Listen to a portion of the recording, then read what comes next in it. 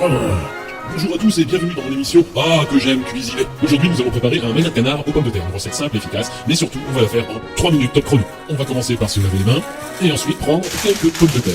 Et bien sûr un magret de canard qu'on va laisser à température ambiante pour que la graisse commence à fondre, avec un peu de graisse de canard pour faire cuire les pommes de terre. Et bien sûr une opération essentielle, il faut éplucher les pommes de terre. C'est une opération importante et délicate qui nécessite un matériel approprié. Il vous faut un couteau pas trop grand, sans dents, bien aiguisé, qui coupe bien, mais pas trop. Moi je vous propose d'utiliser le Mini Waller 2006. Il est extrêmement efficace. Je vais vous en faire la démonstration. Regardez, à gauche, on va prendre une grosse patate avec le Mini Waller, et à droite, on va prendre une grosse patate sans le Mini Waller. Alors on va les éplucher, toutes les deux en même temps. Attention, c'est parti. 1, 2, 3, go! Là tu peux voir l'efficacité du Mini Waller 2006 quand même. Tu vas pas mettre 6 fois moins de temps pour éplucher ta pomme de terre, tu vas pas mettre 8 fois moins de temps pour éplucher ta pomme de terre, tu vas mettre 2 fois moins de temps pour éplucher ta pomme de terre. Et le Mini Waller est en promotion actuellement. Pour 2 €, vous n'aurez pas un Mini Waller 2006, ni 2 Mini Waller, ni 3 Mini Waller. Vous aurez 14 Mini Waller 2006. Tu vas pouvoir en mettre partout, dans ton sac à main, dans ta chambre, dans ton bureau, partout, tu vas voir, ça va être génial. Bon, c'est pas tout ça. Après avoir épluché les pommes de terre, il va falloir les couper en petits morceaux réguliers. La taille des morceaux, ça dépend de vos goûts. Alors faites les morceaux que vous voulez. Enfin, coupez pas les patates en 4.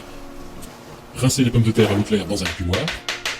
Et tranquillement, on va éplucher un oignon. Alors, on l'épluche tranquillement. Alors, je comprends pas pourquoi. Il y en a qui disent que ça fait pleurer, mais moi, ça m'a jamais fait pleurer d'éplucher un oignon.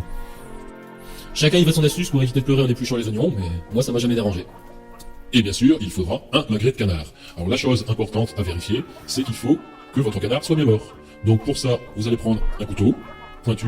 Non, pas un couteau bien aiguisé. Un couteau, non, pas à bourron. Non. Un couteau solide, qui casse pas.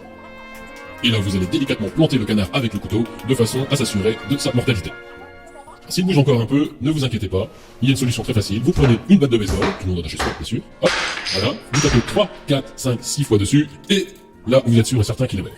Alors, une des choses importantes, toujours bien nettoyer ses ustensiles, ne pas laisser de traces suspectes sur les ustensiles, surtout que ça pourrait être vraiment très utile si jamais des huissiers venaient frapper à la porte. On a toujours besoin d'une batte de baseball chez soi.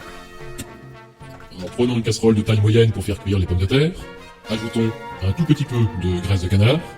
Une fois la graisse fondue et à température, venons y découper l'oignon pour le faire suer. Faisons préchauffer notre poêle pour le canard et versons les pommes de terre avec les oignons dans la graisse de canard fondue et laissons cuire tranquillement. Pendant leur cuisson, n'oubliez pas d'assaisonner les pommes de terre à votre convenance. Maintenant que la poêle est à température, mettons le canard côté peau et graisse sur la poêle et laissons fondre la graisse et griller la peau du canard tranquillement. Voilà la peau grillée, alors maintenant on va retourner le canard de l'autre côté pour le laisser cuire simplement 3 petites minutes. N'oubliez pas de remuer régulièrement dans les pommes de terre de façon à ce qu'elles grillent de manière homogène. Et voilà, notre canard est bien cuit, on va pouvoir le découper en petites lamelles. Voilà, tranquillement. Il est bien rosé à l'intérieur, exactement comme je l'aime.